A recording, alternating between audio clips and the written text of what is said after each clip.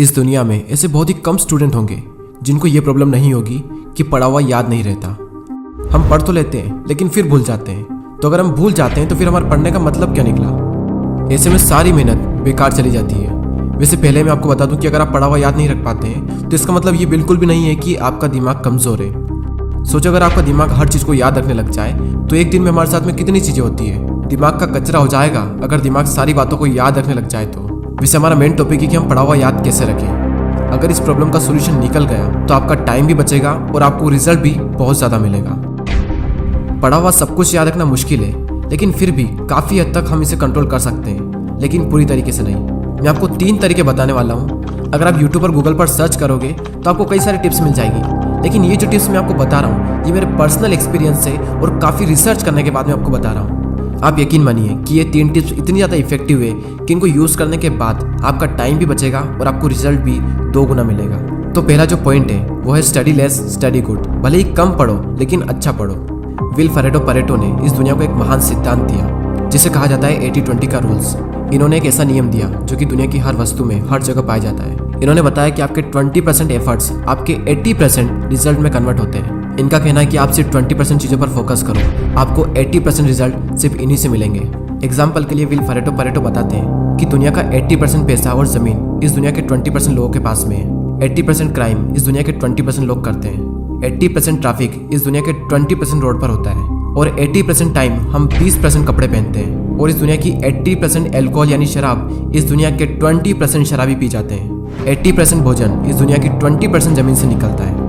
80% बारिश इस दुनिया के 20% बादलों से होती है। इस दुनिया के 80% इन्वेंशन इस दुनिया के 20% साइंटिस्ट ने किए हैं। और सिर्फ यहीं तक नहीं, यही आंकड़ा हमारे अपने यूट्यूब चैनल पर भी लागू होता है। 80% वॉच टाइम उन लोगों से आता है जिन्होंने इस चैनल को सब्सक्राइब नहीं किया है। कहीं आप भी तो उन 80% लोगों में से नहीं हो। और सबसे इम्पोर्टेंट फैक्ट कि 80% रिजल्ट हमारे 20% एक्शन से आता है। और यही रूल आपके एग्जाम में और आपकी पढ़ाई में भी लागू होता है।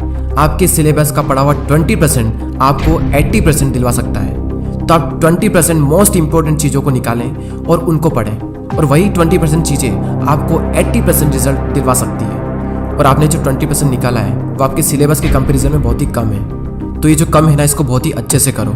और यही था हमारा first point, study less and study good. दोस्तों, मैंने भी कई बार ये गलती की है कि जितना पढ़ना होता है उससे हम कई गुना ज़्यादा पढ़ते हैं, और इसका रिजल्ट ये होता है कि हमें जो याद रखना चाहिए वो भी हम भूल जाते हैं। एग्जाम में अब वैसे भी ज़्यादा दिन नहीं बचे, तो आप इस रूल को यूज़ करके काफ़ी अच्छा रिजल्ट पा सकते हैं। अब नेक्स्ट जो पॉइंट है वो है स्टडी इन मॉर्निंग। और ये जो पॉइंट है ना, ये मेरा फेवरेट पॉइंट है, क्योंकि मैंने अपनी लाइफ की ज़्यादातर पढ़ाई सुबह ही की है। एक तरफ एक स्टूडेंट है जो सुबह जल्दी उठकर 2 घंटे पढ़ाई कर रहा है, और वहीं दूसरी ओर एक और स्टूडेंट है जो दिन में 4 घंटे पढ़ाई कर रहा है। तो ये जो पहला वाला स्टूडेंट है ये ज़्यादा आउटकम दे पाएगा दूसरे वाले के मुकाबले। सुबह जल्दी उठकर पढ़ने के 2 सबसे बड़े बेनिफिट होते हैं। सुबह के टाइम हमारी कंसंट्रेशन सबसे पीक स्टेट पर होती है, और सुबह के टाइम पे जो कंसंट्रेशन होती है शायद ही पूरे दिन में आपको कंसंट्रेशन मिल पाएगी। और सेकंड बेनिफिट ये है सुबह जल्दी उठने का कि सुबह कोई भी डिस्टर्ब करने वाला नहीं होता है। एनवायरनमेंट में एक अलग ही साइलेंस होता है, और उस साइलेंस में कुछ नया सीखने का मजा ही कुछ और होता है। आप सुबह जल्दी उठकर 3 घंटा पढ़िए, और उसके बाद में पूरे दिन अगर आप सिर्फ मुश्किल से आधा से 1 घंटा भी पढ़ते हैं तो बहुत है आपके लिए। कहने को तो लोग 8-10 घंटे पढ़ते हैं, लेकिन जो 2-3 घंटे की मेन पढ़ाई जो होती है कॉन्सेंट्रेशन के साथ में, वही सबसे मेन चीज़ होती है। बाकी सब दिखावा है। हमारे देश के प्राइम मिनिस्टर मोदी जी ने भी सुबह जल्दी उठकर पढ़ने को कहा है। एक रीजनेबली सुबह सूर्योदय के पहले अगर तैयार हो करके पढ़ना शुरू करते हैं तो पूरी तरह आप बिल्कुल मन से एकदम तंदुरुस्त होते हैं। जैसे बारिश के बाद आसमान कैसा साफ नजर आता है। सुबह बहुत ही उत्तम कालखंड होता है, फ्रेश होते हैं, थकान नहीं होती है, और अध्ययन से ही शुरू करते हैं तो ज़्यादा अच्छा रहता है। और ना सिर्फ मोदी जी ने बल्कि हमारे शास्त्रों में, आयुर्वेद में भी यही बात कही गई है कि सुबह के टाइम हमारा ब्रेन सबसे ज़्यादा एक्टिव होता है, और उस टाइम जो भी हम अपने ब्रेन में डालेंगे वो दिमाग में छप सा जाएगा। सो ये था second point, study in morning. अब जो लास्ट जो पॉइंट है वो बहुत ही ज़्यादा इंपॉर्टेंट पॉइंट है, और ये पॉइंट आप सबको ऑलरेडी पता है, लेकिन हर कोई इस पॉइंट को बहुत ही इग्नोर करता है। और वो पॉइंट है पढ़ाई के बीच में रेस्ट लेना। कुछ लोग होते हैं जो रेस्ट ही नहीं लेते हैं, और कुछ लोग ऐसे होते हैं जो बहुत लंबा रेस्ट लेते हैं। और इस बीच में कुछ लोग ऐसे होते हैं जिनकी पूरी ज़िंदगी रेस्ट लेने में निकल जाती है, और एंड में वो खुद रेस्ट इन पीस हो जाते हैं। पढ़ाई के बीच में कितना रेस्ट लेना चाहिए ये मैं आपको नहीं बताने वाला, ये आप खुद तय करें अपने अकॉर्डिंग। आपको फिर से एनर्जी प्रोड्यूस करने के लिए कितना टाइम चाहिए ये आपको आपके अलावा कोई नहीं बता सकता।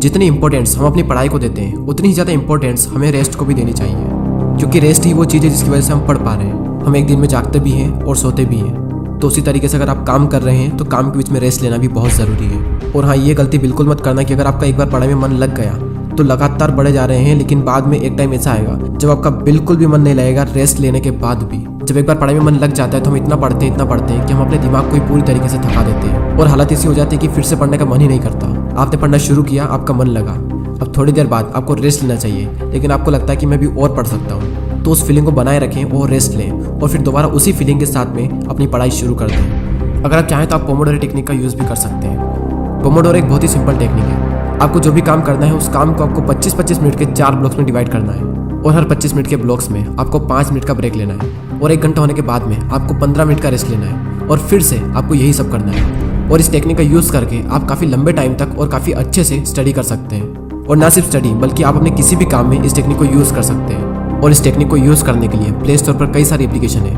आपको जो भी अच्छी लगे वो एप्लीकेशन आप डाउनलोड कर सकते हैं। चलिए अब हम उन तीनों पॉइंट्स को एक साथ देख लेते हैं और ये भी देख लेते हैं कि हमने इस पूरी वीडियो में क्या सीखा। हमारा जो मेन टॉपिक था वो ये था कि पढ़ा हुआ याद कैसे रखें, और उसके सॉल्यूशन के लिए हमने 3 पॉइंट्स देखे, जिसमें से पहला है study less study good, second है स्टडी इन मॉर्निंग और थर्ड है रेस्ट लेना। फर्स्ट पॉइंट में हमने 80-20 के प्रिंसिपल को समझा कि किस तरीके से आपको 80% रिजल्ट आपके अपने 20% काम से मिलेंगे, और साथ ही हमने ये सीखा कि आपको फोकस करना चाहिए अपनी 20% स्टडी पर जो आपको 80% रिजल्ट दिला सकती है। सेकंड पॉइंट था कि स्टडी इन मॉर्निंग, यानी कि सुबह उठकर पढ़ो, और इस पॉइंट में हमने देखा कि किस तरीके से आप जल्दी उठकर हाई कंसंट्रेशन वाली स्टडी कर सकते हो। और थर्ड पॉइंट है स्टडी के बीच में ब्रेक लेना, और इस पॉइंट में हमने रेस्ट की इंपॉर्टेंस को जाना। जितना इंपॉर्टेंट जागना होता है उतना इंपॉर्टेंट सोना होता है, उसी तरीके से जितना इंपॉर्टेंट काम करना होता है उतना ही इंपॉर्टेंट रेस्ट लेना भी होता है। और थर्ड पॉइंट में ही हमने पोमोडोरो टेक्निक के बारे में जाना। जो भी काम आप करना चाहते हो उस काम को 25-25 मिनट के 4 ब्लॉक्स में डिवाइड कर दें और हर 25 मिनट के बाद में 5 मिनट का ब्रेक लें, और जब पूरा 1 घंटा हो जाए तो उसके बाद में 15 मिनट का रेस्ट लें। और इस टेक्निक का यूज़ करके भी आप लंबे टाइम तक काफ़ी अच्छे से पढ़ाई कर सकते हो। और दोस्तों, अगर आपने पूरे साल पढ़ाई नहीं की है तो अब भी आपके पास में टाइम है, क्योंकि वो किसी ने क्या खूब बात कही है कि जो हो गया उसे सोचा नहीं करते, जो मिल गया उसे खोया नहीं करते। सफलता उन्हें ही हासिल होती है जो वक्त और हालातों पर रोया नहीं करते। अगर आप अब भी शुरू करते हो और दिल लगाकर मेहनत करते हो तो अब भी आप कई लोगों से आगे निकल सकते हो। बस मेहनत खामोशी से कीजिए और इतनी मेहनत करो कि आपकी सफलता शोर मचा दे।